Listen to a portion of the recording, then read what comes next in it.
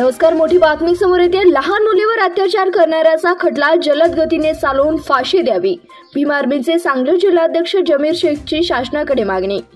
जत तालुका करजंगी येथील 4 वर्षीय लहान बालिकेवर अत्याचार करून निर्घृण हत्या करणाऱ्या नराधमाचे लवकरात लवकर जलद गतीने न्यायालयात खटला चालवून फाशीची शिक्षा द्यावी व मयत मुलीच्या घरच्यांना शासनाने आर्थिक मदत करावी अशी मागणी शासनाकडे भीम आर्मीचे संविधान रक्षक बलाचे जमीर शेख यांनी मिरज प्रांताद्वारे मुख्यमंत्र्यांकडे मागणी केली आहे। वरील घटनेचा तीव्र शब्दात निषेध केलेला आहे। गुन्हेगारांवर कठोर कारवाई करावी जेणेकरून भविष्यामध्ये असलेल्या अमानुष व माणुसकीला काळिंबा फासणारे कृत्य करताना गुन्हेगार स्वप्नातही विचार करणार नाही।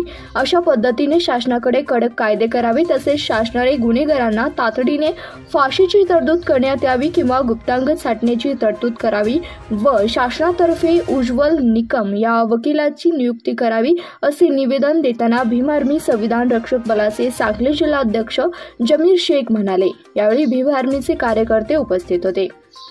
भीम आर्मीच्या कार्यकर्त्यांनी सीबीएस न्यूज मराठीशी बोलताना काय म्हणालेत पाहूया।